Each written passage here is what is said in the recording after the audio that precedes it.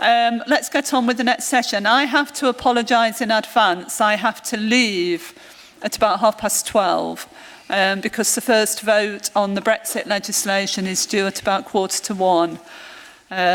It's not my fault that the government chose today of all days to the EU withdrawal bill, you know, and obviously I want to make my voice heard on this. So let's move on very quickly to the debate and the Q&A. We're joined on the panel by Robin Hargreaves. Everybody here will know Robin, ex-president of the BVA, here today in his capacity as a consulting vet, he tells me, to Agria Insurance. So welcome, Robin. Can I have the first question, please? Anybody? We've got 4 people around the room with roving mics. So can I have the first question? Who's going to go first? Anybody? The lady here, just here. Thank you. Hi there, Jackie Reid, New Mexico. I'd just like to add something else in for consideration with the debate, and that is that I believe that the essence of quality of life is how you feel about your circumstances. You know, it's how about you feel about your circumstances, mine is about how I feel about my circumstances. So it's a very personal thing. And I'm sure it is exactly the same for animals.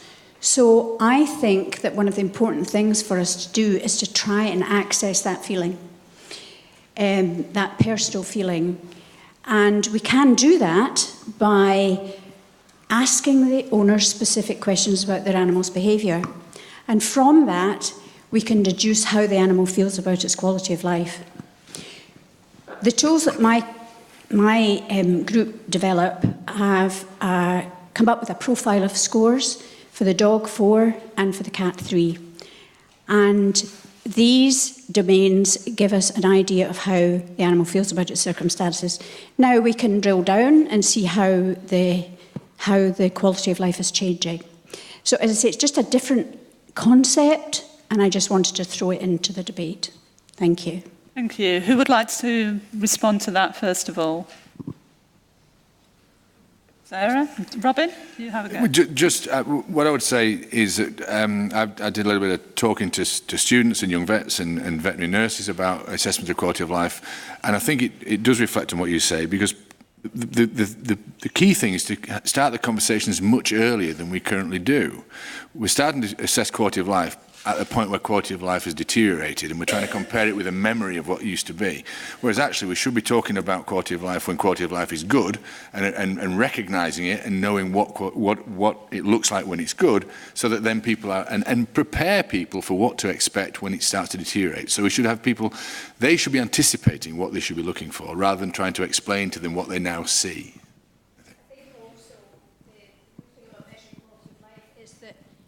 In actual fact, you measure it on a continuum. You measure it from the very worst to the very best. And that sort of relates to the first speaker, who was talking about welfare measures that measure the worst, if you like, or where below that is the worst, whereas the important thing is to be able to measure across that, so that we can make sure that animals have the best possible quality of life that they can have. It should be a lifetime measurement across the animal's life. So you start at the beginning and you constantly measure that, and then you can see incremental deterioration and do something about it so that it stops getting any worse, rather than measuring it when it's really bad and then going, what do we do now? Because it's too late. So it's a lifetime measurement and should be looked at all the time. Yes, and I think that's absolutely right. We can start off early on. We can use it as a general wellness measure. We can then use it as a therapeutic monitoring measure once these animals are at the stage where Stuart's talking about them, they've got osteoarthritis and somebody's trying to decide, you know, how their therapy is going. And then at the end of life, we can use them.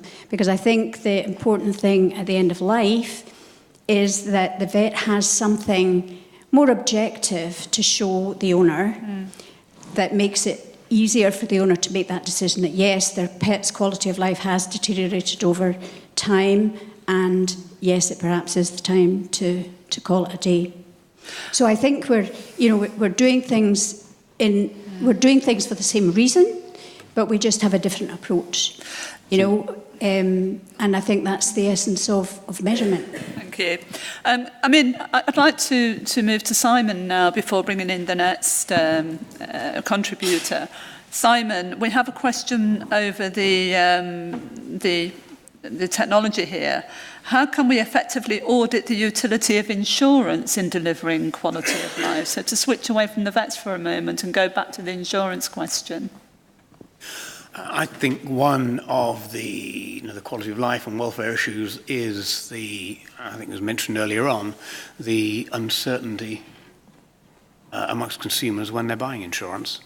There are very different types. If you look at the UK market, there are something like 125 different brands that are marketing pet insurance.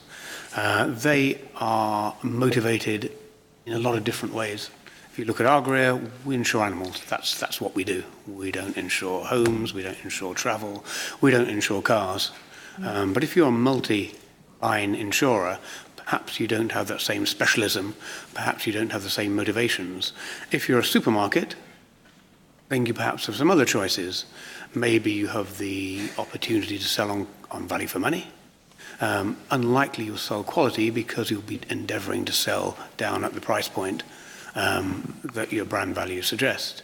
So, for example, you buy an apple from a supermarket, it's going to be the cheapest, it's also going to be the best quality. They are phenomenal brand values. An insurance product, they don't sit there for very long, go out of business. So you make a choice. You either have the best, and your brand values reflect the best, or you have the cheapest, or perhaps you sell in the middle on value for money. Most seem to go on price. Therefore, to achieve that price point and for it to be sustainable, you have to have a more restricted policy. People don't understand that. They're used to buying their motor insurance off a price comparison site where it's all the same. So, we talk about 125 different brands in the marketplace, probably offering the best part of 500 or 600 different products in the marketplace, all subtly different terms and conditions, but banded into three broad types. Lifetime cover, which you all know and love, time limited, so a reducing balance until the benefit is exhausted for a condition over a number of years, and time limited down to, say, 12 months. So quite happily pay out for 12 months, and then that chronic condition, the shredder comes down. Sadly, once that shredder's come down, if you change to another insurer, that's a pre-existing condition. So if you made a wrong decision because you bought your pet insurance with the same mindset that you buy your car insurance, when the animal's young, then it could be that you've got that raging skin condition that's going to be with the animal off and on through its lifetime. At the age of 2, you're stuck with that problem. Do you know what I think, Simon? I mean, there's one thing that's always bothered me. It's like apples and pears, because people make their insurance decision choices from their experience with car insurance, house insurance, travel insurance, which are all kind of cost-based things, whereas health insurance is very, very different. And people, I mean, it's almost an education issue. The consumer has to have more education about what they're trying to buy and more understanding of that product. And I think that because I see a lot of people who, at this point, who would have paid more if they understood what the limitations were. They're drawn into the market on the wrong basis. But I think that's two sides to the same coin. I mean, people would pay more when they're looking backwards. When it's a point and the pet's healthy, and they're weighing up the decision about how much to spend on their pet insurance and what that pet insurance might cover. Except that most people have multiple pets, so they probably have the experience before when they get their next pet. Can we just... A very interesting discussion opening up here, but I want to move next to the lady on the front row here. And if you can just say who you are before you ask your question. That's Adele Waters, editor of Vet Record. I just wanted to pick up on this point about sustainability. And Simon, in your talk, you talked about the demise of the animal insurance market. And you also talked about the need for the veterinary profession to come together with insurers to come up with a solution. You talked about your dinners that you've organised, and you've got some intelligence around what needs to happen. What is the next step now? I suppose you've done that, you've got that information, you've come here to talk about it. What's the next step, and what are the options? What are we really talking about in terms of making it sustainable in the future? Let me answer that in two ways. probably for the last 20 years, we've been endeavouring to get a level of engagement. I think the insurance industry got it a little bit wrong because their veterinary advisors led the dialogue with the veterinary profession. And a lot of those veterinary advisors went native very, very quickly. I used to chair the ABI Pet Insurance Committee in a long and in distance in the past. I sat around the table.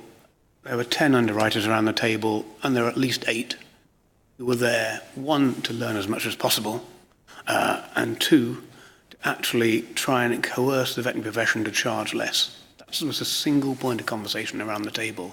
That was never going to happen. It was an incredibly naive stance to start with.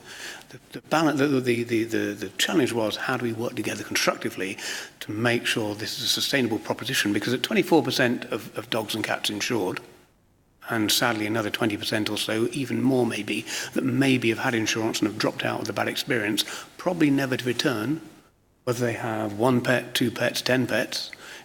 Insurance hasn't worked for them, and probably the brand that they purchased from mean that pet insurance policy has been totally commoditized. It's not, that didn't work, let's go and see what Agro have to offer, or one of the other lifetime cover policies have to offer.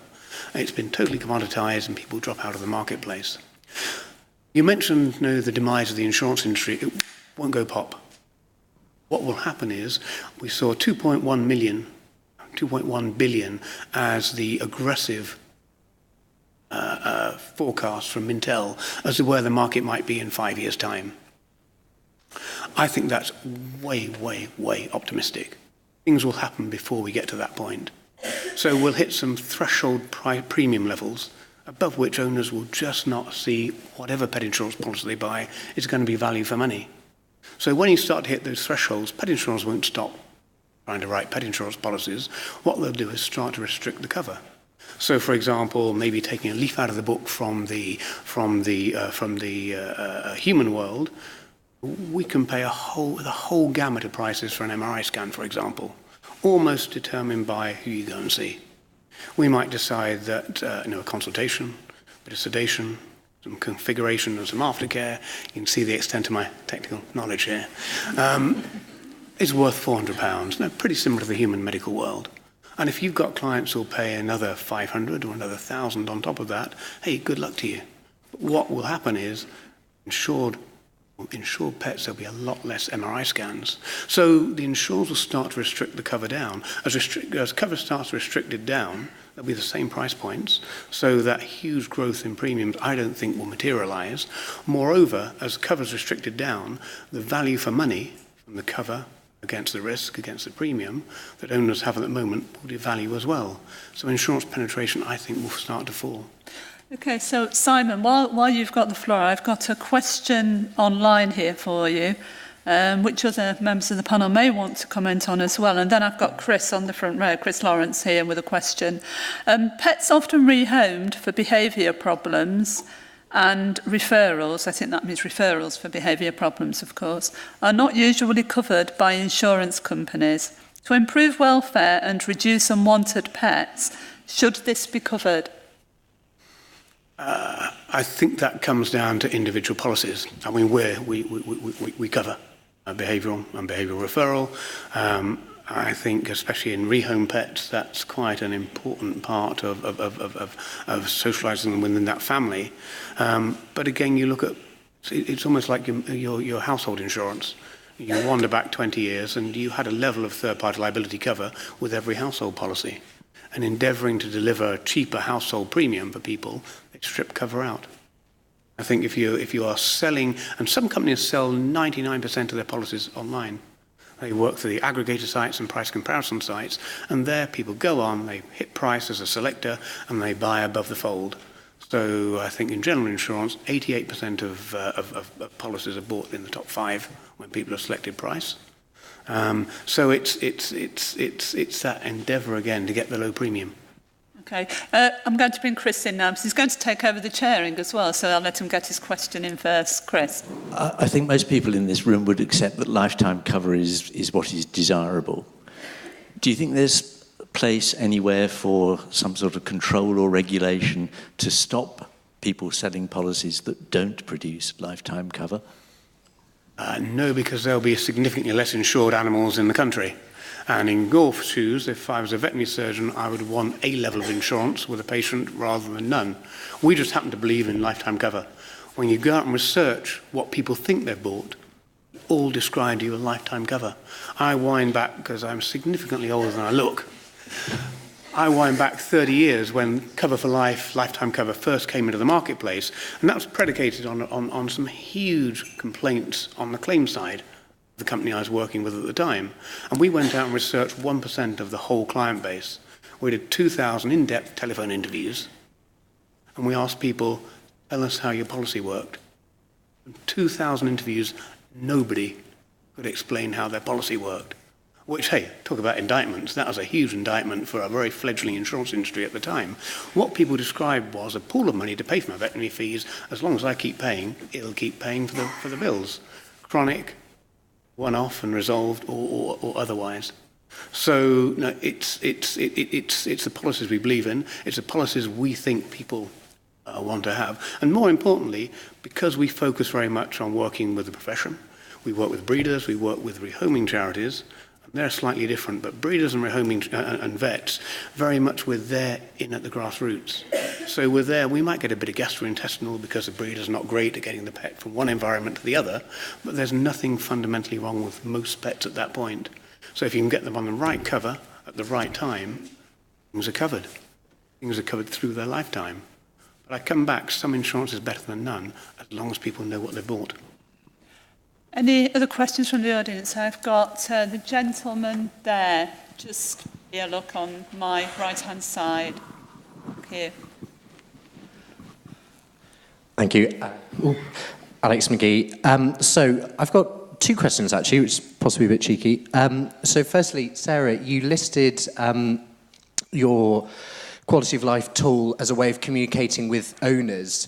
Has any work been done to make it relatively, without being patronising, owner-friendly, in the sense it's still a relatively kind of cerebral tool? And the other question was for Simon, which was, given the talk about quantifying animal welfare and quality of life, do you foresee a time at which insurance companies will require vets to make relatively subjective assessments about the quality of life of pets, and at what point we cut off insurance, or you cut off insurance? Short answer is no to your first question. The tool at the moment, we're developing the software for it, and we're using it in research facilities for looking at the quality of life of experimental animals, which has to be used in the harm benefit assessment. We've done pilot studies in other areas of animal use in order to define the factors. We haven't used it in that way to communicate with owners at all, because we haven't got the software yet, and we're seeking funding to do that. Okay. Yes, Robin.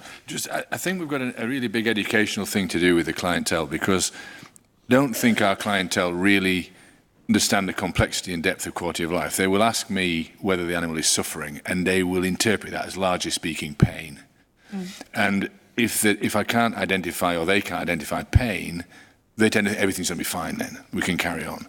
And we have to get people to look a lot wider than that. And one of the things that I say when I'm trying to get people to visualize this, when people get up in the morning with an animal that might be chronically ill or very elderly, they're making a massive decision every morning about whether today's the day they're going to have the animal put to sleep. And actually, in their heart of hearts, they're making a decision about whether today's the day they're going to kill their animal, which is why it's so difficult, because we use euphemisms, but what they have to do and what they have to decide is much more visceral than that. Yeah, of course. And the thing that I say to them is that's one of the big questions you've got to answer every morning, but there's another one, and it's one that people never ask themselves, and that is that they look at their animal and they should say, I don't know how rough you feel, but I've decided you can put up with it for another day. That's a much bigger decision to make than whether I'm going to put you to sleep on it. To decide on their behalf that you are going to continue for another 24 hours without the knowledge of whether that life is of sufficient quality is a much bigger decision than deciding to put them to sleep, because the implications are bigger. You put it to sleep, you can't cause suffering. You carry on, you may. And I'm spending a lot of time with people trying to get them to look at it that way, that you've got to, how confident are you that today's a day worth living?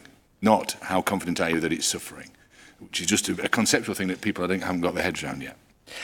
I've got the lady just here in the red dress on the right, and then after her, the lady sat next to her. Daniela Dos Santos. AWF trustee, but also a small animal and exotic animal clinician. My question is actually similar to the previous one. I feel as a vet, I have a duty to provide the owners with informed choices, so provide them with all the options, but I also feel that I have a duty to the animal to inform them of what I feel is in the animal's best interests. A case I had a while ago was an elderly, morbidly obese Labrador with horrendous osteoarthritis who developed an osteosarcoma of its forelimb. I categorically explained to the owner that I felt euthanasia would be the best option, and they declined and they requested referral. This dog was referred to a specialist centre that amputated a forelimb off a morbidly obese elderly Labrador, and that Labrador lived another 12 weeks and never got up again. Now, the only reason that was possible was because this dog was insured. Do insurance companies have a moral, not legal, but a moral duty to say no to claims when the animal's quality of life and welfare is so compromised? That's an interesting question. And no, the natural answer is yes, they should do. But again, we live in quite a subjective world. We live in a world that insurance very much has got to where it's got to in the UK because there has been that trust between the two industries. And maybe that's compromised in a few areas at the moment, but there still is that bond of trust. For a number of years and across a number of companies, we've looked at how we introduce obesity gauges in terms of just as we expect owners to vaccinate their animals, and if they don't, we'll still cover the broken leg, but we won't cover something that the vaccine would have covered, because that was their choice, to put the same requirements around obesity and ensuring the general state of health of their pet is something that I think the industry would put in place if there was that magic bullet that would allow us to do that. Now, we talked about trackers and the pet Fitbits that are coming into the marketplace. Some that are pretty shallow. They'll see that the pet's been to the gate, the pet's been to the garage door, and it's come back into the house again, and guess what? It's decharged, and it will never be charged up again. But you've got some now that have little algorithms in that look at how much the pet's sleeping, the heart rate, how much it's drinking, how much exercise it's having, and you can draw some quite interesting conclusions about the state of health of that pet in there. So I think we're getting there, but I don't think we're quite there yet. And yes, to answer your question, that would be the ideal.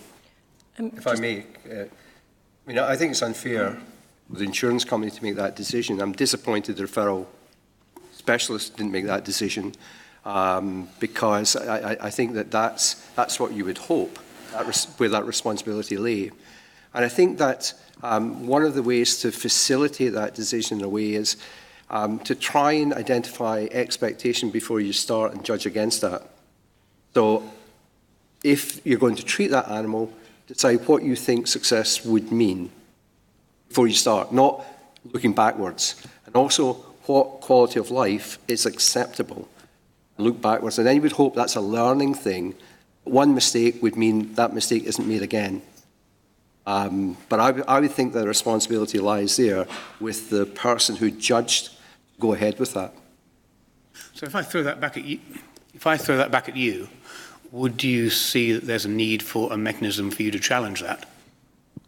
A consultation and what was likely to be done to that animal? So in this particular scenario, the obesity was a factor, but as was the age of the animal and actually the underlying condition for which it was referred. I agree, I am disappointed that the referral surgeon agreed to do it when I had categorically said this shouldn't be done. But equally, the only reason the owner was able to afford that option was the insurance. And so it's such a multifactorial case with lots of people there, but ultimately, if this dog didn't have the insurance cover, it wouldn't have happened, and that dog wouldn't have suffered for the next 12 weeks. But you've got to take into consideration there that you could have two clients with the same dog with the same condition, and the other one could afford it perfectly well out of their back pocket. You can't have two rules for the person who's insured and the person who's self-insuring. So I completely agree. The responsibility lies with the vet. You can't ask a financial services company to make those sort of ethical, clinical decisions. Well, I want to say kind of locked into here, and then I'll be done as well. So I might be a little bit controversial here, but we're all trying to appoint. So I'm Fieke Molenaar. I'm the president of the British Veterinary Zoological Society, and I'm a zoo vet. And So we're all trying to point here, well, trying or debating whether or not insurers are responsible. So we're asking, is the pot of money responsible for the potential reduction in welfare? But let's just all rewind this. So we've got Daniela's story here of 2 vets, one first line, one specialist, that had different opinions. And personally, I think it is our responsibility as veterinarians to always, regardless of the pot of money or the owner's expectations, be the advocate of the animal and say, and really emphasize, regardless of litigation, owner's expectations, goodwill, what is best for the animal, and not for, like I work in a zoo, for commercial aspects, for public perception, for what they want to see.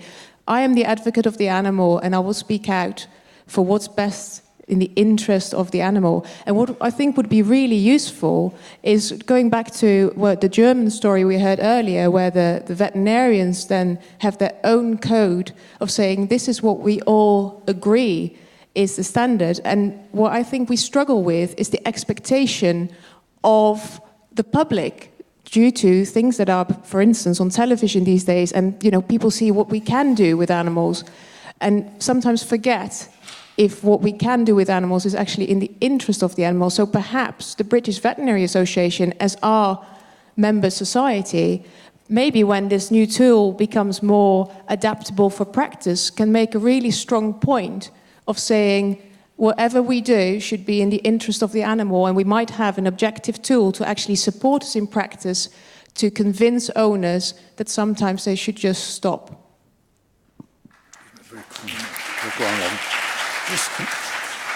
Just a very quick remark to illustrate the difficulties of the different perceptions of what a vet ought to be. I was in a conversation with a client last year, and she was obviously getting very cross with me because I was trying to suggest that this cat, as it happened, was really beyond the pale. And when we really, our relationship pretty much broke down in the room trying to get this resolved. And her final remark struck me, and I didn't think about it until after. She said to me, "It's your job to be optimistic."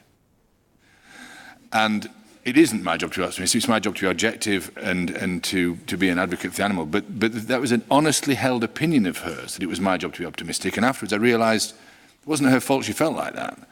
And I was disappointing her in a massive way because I wasn't fulfilling her expectations. So there is a big piece of work, as you've pointed out, in trying to get people to understand what our obligations are and where our priorities should lie. Sarah? Yes, I just wanted us to think again, quality of life. We need to think about the animal's quality of life. We're there as the animal's advocate. But you also need to think a bit bigger picture of owner's quality of life, the practice quality of life, your own quality of life as the veterinary surgeon. And if I can just use as an example a case that I saw many years ago when in general practice. One day a dog came in, been hit by a car, major incident, major accident, major damage. It obviously wasn't going to survive, and you discussed with the owner. The owner was quite okay, fair enough, animal was put to sleep. A couple of weeks later, almost exactly the same scenario. Dog comes in, major injuries. The owner was distraught. And it turned out that the dog actually belonged to the owner's son, and the son had been killed in a car accident 2 years before. The relationship between dog and owner was obviously very different. Now, as the animal's advocate, the same outcome was what I was aiming for, because this animal wasn't going to survive with any quality of life. And yet the way you manage that case is completely different. So you have to manage these cases as appropriate for the owner, for your own quality of life, depending on your own circumstances, and the animal. But the animal's advocate role has to take priority. But how you actually do it varies enormously, and that comes down to communication skills and all the other things that we do. Okay. There's a lady 3 or 4 rows down. Yeah. Yeah, hi, Kendall Shepherd. Thanks very much. This just a comment really on Robin's heart, and I think in terms of decision making regarding euthanasia, one thing that is not specifically in the AWAG scale, although I think it's an extremely useful tool, is we have to remember one of the differences between the pet owner and the animal itself is the perception of time. Now, Robin just mentioned about being optimistic. Now, animals can either be optimistic or pessimistic, but an animal only has the perception of what it's like at that moment. It can't be looking forward to tomorrow feeling better. It can't imagine feeling better or worse. So I think this is a very two-edged sword for the animal, because you can have, I think we actually treat animals badly because they don't have a perception of time and they just see a series of nows. I feel like this now, I can't imagine what I'm going to feel like tomorrow. But I think this is one way we can talk to owners and say, look, you know you're being optimistic, you hope your animal will feel better tomorrow. Your animal's only feeling what it's feeling now. And if it feels worse tomorrow, that's your responsibility to make that decision for the animal. So I think perception of time is something to really usefully point out to owners in terms of their decision making and how we might help them. Can I just be controversial and say, are we absolutely sure that animals don't have any concept of the future? Because there's some animal psychology coming out just now with interesting experiments looking at their context, not our context, their context of life, and seeing how they can anticipate certain things. I've heard this said a couple of times here about the animal lives in the now like a goldfish. Are we absolutely sure about this? Because this actually changes our decisions. My dog certainly knows if I pick up the lead, we're going for a walk. There's a lady at the back here. Mervanwy Hill, University of Cambridge. We seem to be talking around this subject of animal welfare and the metrics that we have to weight when we're making decisions. And increasingly, and I've seen it increasingly over the last several years, we are putting more and more emphasis on the public perception and the things that influence public perception about animal welfare. And, you know, we all collectively groan when certain unnamed television programs are mentioned, and yet they are still on TV. And they are still influencing the pet-owning public. And there seems to be very little that we as a profession are doing to actually stick our heads above the parapet in terms of the public perception of these television programs and saying, actually, we as a profession don't agree with this, or we don't think that this is okay to be represented on TV. I do lots of work on commercials, looking after not just the animal on the commercial, but also the public perception that that commercial is going to generate. And there is a requirement by that industry to have a vet present. There is no requirement to have a vet present for animals used in films or in documentary series or in other television representations. Is it not about time that we actually stand up and say enough is enough? And you can't carry on representing animals like this because it's giving an inappropriate view of the role of animals in society and what is and is not acceptable. But just clarify, you're not saying that there shouldn't be a vet on the set. You're saying that the vet or the veterinary profession should have some input into what is going to be shown animals doing. Well, I think, so the situation at the moment is that if there's an animal going on a commercial that's being aired on television, there has to be a vet present, but nowhere else, and in no other form of television production or film. And so what I'm suggesting is that if there are lots of television or social media representations of animals that we as a profession disagree with, we need to take steps to ensure that vets are being appropriately represented in the decision-making process when it comes to allowing these programs onto the air. Yeah. So it's the decision-making process that you're talking about. Okay, Fred.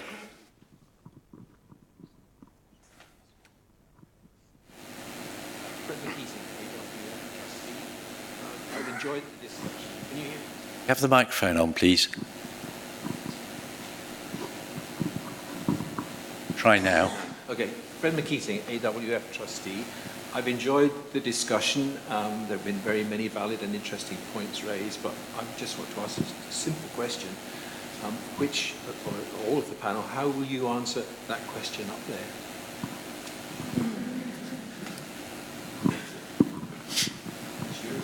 Go on, Robin, you're first. Never been shy. In my experience, no, it isn't. You know, in my general practice experience, no, it isn't. It's enhancing quality of life. It's not doing as much good as it could, I think, because it is, as Simon said about the price points, we're ending up in my practice where, with access to interest-free credit and other forms of finance, the significant body of the people who are insured don't need the insurance. The people who need the insurance don't have the insurance. And as a general practitioner, yesterday, on my up list yesterday morning, I had a Shar-Pei with bilateral eye ulcers that didn't have insurance and didn't have any money. It was 4 months old. I had a kitten with a persistent urinary problem that was 5 months old that had no insurance and no money. And I had a chihuahua with a broken elbow at 4 months old that had no insurance and no money. All 4 had 4 weeks free insurance at the start, and they'd all decided not to continue. So they had met their personal price point, and I then have the emotional trauma of dealing with people who want me to sort that problem out. And those people could probably have, there would be a price point at which they would have had some insurance, and for me, if they'd have had £500 to £700 worth of insurance, it would have done the trick. They didn't take out insurance because they couldn't afford £7,000 worth of insurance, which to do what I was going to do, they didn't need. So I think there's a subtlety within insurance that we need to get to sort out, if I'm speaking personally, to help me in general practice, help my less well-off clients who can't just make an impulse buy of 60 quid a month. They just can't do it. I wouldn't deny, I would not subscribe to the idea that anybody who can't afford 60 quid a month shouldn't have a pet. I think that's an inhumane way of looking at it. Sarah? It's a simplistic question, and it's much more complicated than that, and you can't just answer yes or no, because it depends on the circumstances. And I totally agree with you that it depends on whether they're sending the animal on to have too much done. And I think, yes, there should be a limit on the amount of money that we can spend on the insurance in order to make it more available to more people, so to keep the premiums lower. So we can do the basics, which we need to improve the animal's quality of life when it has a problem that we can deal with, rather than doing something that perhaps makes its quality of life worse. Simon? Let me qualify a couple of those answers, and it's absolutely not as simple and cut and dried as we'd like to make it. The average claim, I think the ABI published the average claim, which had gone up to about £750, and that depends how you define a claim item, or claim incident across the industry. But at £700 as the average, there's a significantly more or a higher number of claims less than £700 than there are claims above £700. It's just that decreasing curve. Therefore, capping maximum benefits at, say, £1,000 as opposed to £10,000 actually is pretty cosmetic for the insurance industry. So it doesn't make a huge amount of difference to the premium. On the one hand, is it compromising quality of life, to answer the question? In certain areas, absolutely it is. The vast majority of insured pet owners, it's not. It's giving them peace of mind, and the insurance does its job. As an industry, I think a lot of insurers will publish a statistic of somewhere like 97, 96% of claims are paid. So it's absolutely doing its job in that instance. There are areas around the fringe where it's perhaps prolonging life unnecessarily. There are elements at the other extreme where perhaps animals are having unnecessary low-level treatment that they probably don't need. But in those instances, yes, there's a compromise. For the majority of insured animals who are just being seen, diagnosed, treated, and the conditions are resolving, or they have a good quality of life and the condition is under management, absolutely it's doing its job and it's not compromising anything. It's enhancing. Stuart? On balance, no. Is that it? I use the words for both of us. Okay, Pete. I just want to make the point that when there's a situation where, perhaps like that overweight Labrador who needed his leg amputated, one of the challenges is that euthanasia is always successful. It has a 100% success rate. It always works. Whereas treatment, let's say the dog might have had a 10% chance of successfully managing with 3 legs. And so, I think our job as vets is to express as best we can what the chance is, not being optimistic, not being pessimistic, being realistic, and then give the owner the choice. And I think it is difficult if there's a low percentage chance of success. How low a percentage is sufficient for us to proceed? And I think that's a very difficult one. But I think that's really, I think it's very hard to make an assessment retrospectively, because with hindsight you know what happened, and so you know then what was right. And it's just not fair to compare euthanasia, which is 100% successful, with treatment that might be 10% successful. So that was the point, really. Thanks, Pete. Could you pass it back over to Frida? I can take one more after this from... No, actually, I'm going to go for Mike.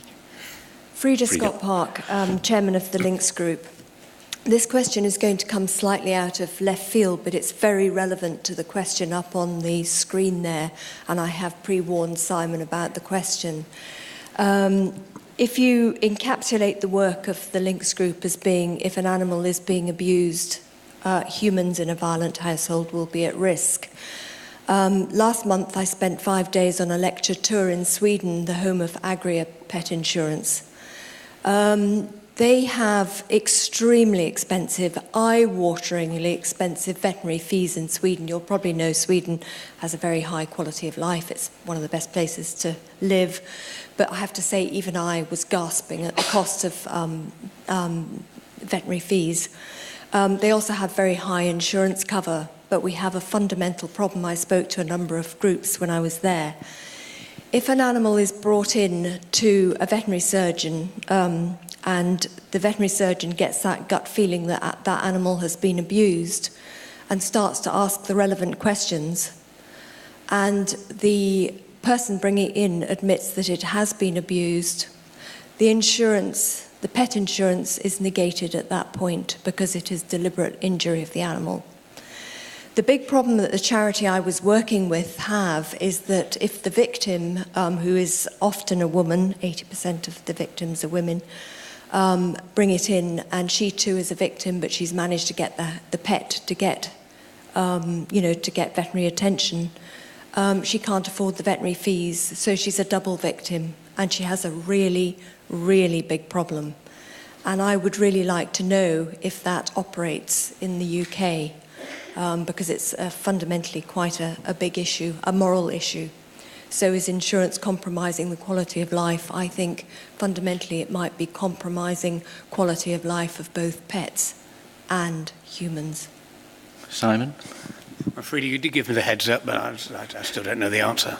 No, if we compare Sweden with the UK, there is a hugely high incidence of insurance. So on the canine front in Sweden, 80% of the dogs are insured, 80, not 18.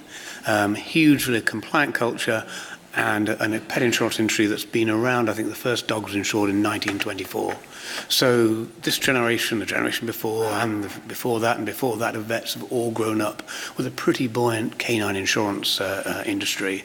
So the chances are that those victims will be insured and in the 80%. In that compliant pool of people. When you look at this country, and pet insurance at 24% is probably the domain of a certain profile of person. Not always household income. There's usually children in the household, but the one thing that underpins the profile of people who insure their pets, watered down a little bit with all the brands that have come into the marketplace, is that they have a high propensity to buy financial service products, that they are insurance literate, and they're the people who have the extended warranties as well, and and some of the other protection products. That's quite a small proportion of pet owners, 24%. So I would imagine in this country it's not so much of a problem, because a lot of those households where there's abuse by one partner or one cohabiter on another won't be the ones that are insuring. Situations where they are, and I know abuse can happen at any level and in any socio-demographic strata, but in situations where it is, at the moment, the pet insurance industry wouldn't cover self-inflicted damage on the pet within that household. Just as a lot of the products with breeders, for example, don't cover people in the same household if a bit of free insurance has been issued to somebody who lives with them. So it's just a facet of the insurance, but that's not an ideal world, and often as not, there needs to be, which again would makes life more challenging for our underwriters. There perhaps needs to be an element of subjectivity within that. The moment across the industry in the UK that there's not, I would imagine the incidence of it happening in the UK with insurance is probably not as high as it is in Sweden. Okay, thank you so much. I'm going to have to draw it to a close there, I'm afraid, otherwise we're going to run too far into lunchtime. Thank you all for your discussion, really useful. Thank you also to all the speakers for their comments.